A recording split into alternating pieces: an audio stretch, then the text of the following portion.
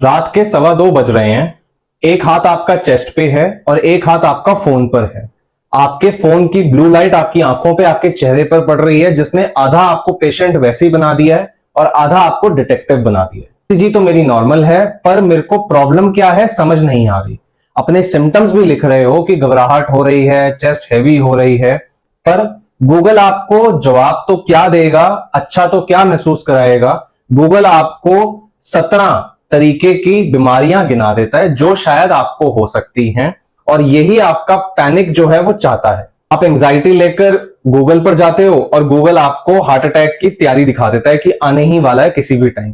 तो जो पैनिक कम करवाने के लिए, जो हार्ट की पैल्पिटेशन, दिल की एक जो हैवीनेस जो है उसको कम करने के लिए आप गूगल पे गए थे, उल्टा उसको ज्यादा करवा के आते हो और एक और डर साथ में लेके आते हो कि अब तो हार्ट अटैक आने ही वाला। अब होता क्या है कि हमारा अटेंशन भी एक बहुत पावरफुल चीज है। उसको हम कहते हैं मैग्नीफाइंग ग्लास। आप अपने अटेंशन को जहां भी लगाते हो आपको वो चीज बड़ी दिखनी शुरू हो जाती है, उस चीज के अंदर डीप जाना शुरू हो जाते हो। अगर आप सोचोगे कि मेरी जीभ पे कुछ लगा हुआ है, मेरे दांत पे कुछ लगा हुआ है, या मेरे को कान में कुछ हो रहा है, और ऐसा कुछ हो नहीं रहा, बट अगर आप सोचते हो, उसके ऊपर अटेंशन लेके जाते हो, तो कुछ ना कुछ आपको फील होना शुरू हो जाता है, क्योंकि वो उसके डीप डाउन में जाना शुरू हो जाता है। एक इंसान की लाइफ हिस्ट्री से आपको बताता हूँ। 34-35 साल का इंसान था, गुड़गांव में जॉब करता है, अच्छी सैलरी है, घर परिवार भी अच्छा। दिन में he is working, meetings handle करता है, क्लाइंट से बात करता है, अपने जो सैलरी आती है उससे अपना लोन, अपनी ईएमआई सब ठीक से पे करता है। मतलब इंडियन सोसाइटी के हिसाब से एक सॉर्टेड इंसान है। बट जैसे ही रात के 12-1-2 बजते हैं, पता नहीं उसके दिमाग में उसको एकदम से चेस्ट हैवी शुरू हो जाती है।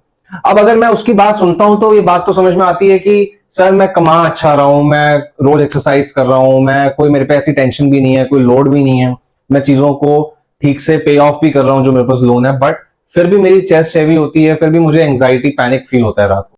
परसों मैंने ईसीजी कराई थी, पिछले 6 महीने में मैं 36 बार ईसीजी करा चुका हूं, उसमें कुछ नहीं आता, और हर बार मुझे लगता है कि मुझे हार्ट अटैक आने वाला है। अब जब मैं उसकी बात को सुनता हूं तो मैं उसको एक बात समझाता हूं कि आपका जो पैनिक है वो एक बहुत ही इंटेलिजेंट मैकेनिज्म है, उसको आप अंडर एस्टिमेट मत करो। पैनिक जब कभी भी हमारी जिंदगी में आता है तो एक्चुअली वो होता क्या है कि पैनिक और एंजाइटी वो चीजें हैं जो हमारे को इस दुनिया में सेफ रखती हैं। कि अगर आप रोड पे चल रहे हो तो गाड़ी के आगे नहीं जाना, ये एंजाइटी बताती है। अगर आप सब्जी काट रहे हो तो चाकू से अपनी उंगली को बचाना है, ये एंजाइटी बताती है। अगर आप कहीं पे टॉप पे खड़े हो और वहां पे नीचे काफी लंबी, काफी गहरी खाई है, या 10th या 5th या 2nd फ्लोर पे खड़े हो, वहां से आगे को झुकना नहीं है, ये हमें एंजाइटी बताती है। तो हमें एंजाइटी सेफ रखने के लिए हमारे अंदर दी गई है भगवान के द्वारा। होता क्या है कि जब वो सेफ रखने वाला मैकेनिज्म किसी भी रीजन की वजह से अपनी लिमिट से आगे बढ़ जाता है, या अपनी जितना, जैसे ऐसे समझ लो कि एक हार्ट है, उसको एक अमाउंट ऑफ ब्लड ही दिन भर में निकालना होता है, अगर वो उससे ज्यादा या उससे कम निकालना शुरू कर दे तो वही चीज जो हमें जिंदा रखने के लिए दी गई है वही हमारे लिए दुश्मन बन जाती है। तो वैसे ही एंजाइटी के साथ भी है कि वो चीज हमारे को ठीक रहने के लिए, हमारे को प्रोटेक्टेड रखने के लिए हमारे अंदर दी जाती है, बट उस चीज का इस्तेमाल, जब वो चीज हमारी आउट ऑफ इंटेंसिटी चली जाती है, तो उसी का एक सिम्टम होता है पैनिक। और पैनिक जब आउट ऑफ लिमिट चला जाता है तो वो हमारे को यहां तक फील करा देता है कि मेरे को हार्ट अटैक आने वाला है, मैं मरने वाला हूं। जो ये ट्रांसलेशंस हैं उसकी डिफरेंट डिफरेंट ट्रांसलेशंस हैं। किसी इंसान को ऐसा भी लगता है कि मैं खंबे के नीचे खड़ा हूं तो कहीं खंबा ही मेरे पे ना गिर जाए, बिजली की तार मेरे पे ना गिर जाए, या मैं अगर कमरे में बैठा हूं और पंखा तेज चल रहा है तो पंखा धीरे कर दो, कहीं पंखा ही ना नीचे गिर जाए। अलग अलग तरीके की ट्रांसलेशन पैनिक बनाता है। ये सारी ट्रांसलेशंस होती हैं, इनमें से सच्चाई कुछ नहीं होती। सच्चाई बस ये है कि हमारे अंदर एक अनवांटेड पैनिक जो है वो बढ़ चुका। तो अगर अगली बार आपको पैनिक अटैक आता है तो 2-3 चीजों का ध्यान रखो। सबसे पहले तो जैसे ही आपको पैनिक हो रहा है, चाहे रात को 2 बजे हो रहा है, सुबह 5 बजे हो रहा है, या शाम को कहीं पे हो रहा है, तो वहां पे ना उस टाइम पे रुक जाओ, और जो भी ख्याल आ रहा है उसको उस टाइम पे ट्रांसलेशन करने से रोको। जैसे हम कहते हैं ना कि अगर गुस्सा आए तो उस टाइम पे कोई जिंदगी के बड़े डिसीजन नहीं लेने चाहिए, गलत हो जाते हैं। वैसे ही जब पैनिक अटैक आ रहा है तो उस टाइम पे अगर आपका माइंड कह रहा है हॉस्पिटल भागो, हार्ट अटैक आने वाला है, अगर आपका माइंड कह रहा है कि अभी तेरा दिल फटने वाला है या अभी तेरे ऊपर कुछ गिरने वाला है, तो ये सारी ट्रांसलेशंस के ऊपर एक्शन करने से अपने आप को रोको। ट्रांसलेशंस आएंगी क्योंकि वो आपकी एक प्रॉब्लम है, एक डिसऑर्डर है, जिसकी वजह से वो ख्याल अपने आप आ रहे हैं। इसको हम ऑटोमेटिक नेगेटिव थॉट भी कहते हैं, ये अपने आप आते हैं, इसमें आप कुछ नहीं कर सकते।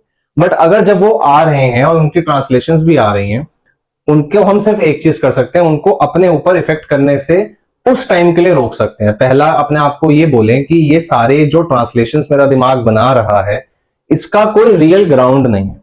मैं 36 बार, 10 बार, 20 बार ईसीजी करा चुका हूं, मैं 10 बार हॉस्पिटल जा चुका हूं, डॉक्टर कहता है कुछ नहीं हुआ, पर मुझे लगता है डॉक्टर को मेरी बात समझ नहीं आ रही। ऐसा नहीं है। डॉक्टर को आपकी बात समझ में आती है, आपको डॉक्टर की बात नहीं समझ में आ रही कि आपको सच में कुछ नहीं हुआ।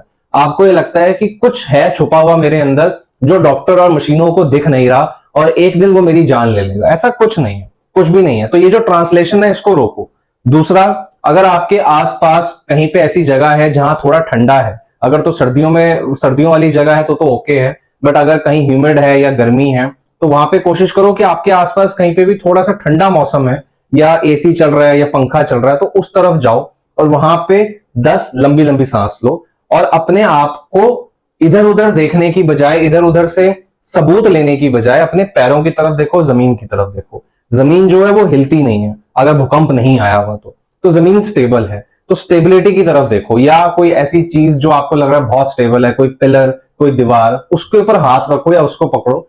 स्टेबिलिटी आपको यह बताएगी कि ऐसे ही कुछ भी नहीं हो जाता, ऐसे ही कोई नहीं मर जाता, ऐसे ही कोई पंखा नहीं गिर जाता, ऐसे ही किसी को हार्ट अटैक नहीं आ जाता। हाँ, कई बार ये भी होता है कि आपका दिमाग, आपके घर में किसी को हार्ट अटैक आया होता है, आपके घर में किसी का एक्सीडेंट हुआ होता है, तो आपका दिमाग इन सारे रीजंस को काउंटर करने के लिए स्पेसिफिकली वो वाले एग्जांपल्स उठाकर लेकर आता है कि मेरे घर में भी तो मेरे चाचा, ताऊ, मामा, मामी, किसी को ये वाली चीज हुई थी, उनको हार्ट अटैक आ गया था, वो रातों रात चल गए, चल बसे। ऐसा कुछ नहीं होता। जिसकी आई है उस पर तो आप कुछ कर ही नहीं सकते, ठीक है। पर अगर आप अपनी जिंदगी का हर पहलू सिर्फ उसी एक पैरामीटर के हिसाब से जियोगे कि आज मौत आई, आज मौत आई, आज मौत आई, तो वो एक्चुअल में एक प्रॉब्लम है। जिनकी आई है ना, कभी उन्होंने ऐसे जिया, और आपको ऐसे जीने के लिए वो मौत नहीं डरा रही, आपको ऐसे जीने के लिए वो पैनिक डरा रहा है। तो ये बात आंख खोलकर, कान खोलकर समझनी पड़ेगी। और थर्ड चीज जो आपको करनी है, अगर आपके आसपास ठंडा पानी, सिर्फ पानी, तो या तो उसके छींटे डालो या उसको पियो, और थोड़ा थोड़ा पियो, और फिर लंबी लंबी सांस लो। और जो आपका माइंड आपको रीजनिंग और ट्रांसलेशंस दे रहा है, उसको किसी से डिस्कस ना करो तो ज्यादा बेटर है। अगर आप डिस्कस करोगे तो उसमें आपका दिमाग काउंटर देगा, फिर काउंटर देगा। बेटर है कि उसको आने दो, वो ट्रांसलेशंस बनाएगा, एंड टेल योरसेल्फ कि इसको जाने के लिए 5 मिनट लगेंगे, लेट इट गो। जब तक वो रहेगा दिमाग में, जब तक बहुत तेज हलचल होगी अंदर, कोई बात नहीं, उस हलचल को शरीर पे इफेक्ट करने से रोको। दिमाग पे तो वो इफेक्ट कर ही रही है आपको, तो आप उसमें दिमाग में हाथ डाल के कुछ कर नहीं सकते।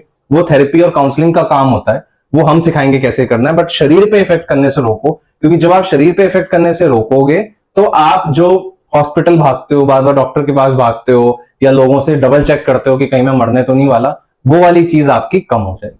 आई होप ये वीडियो आपको अच्छी लगी हो। अगर आपको ये वीडियो अच्छी लगी है तो हमें सब्सक्राइब करिए, हमारी वीडियो को लाइक करिए, और उन लोगों को शेयर करिए जिनको इसकी सच में जरूरत है।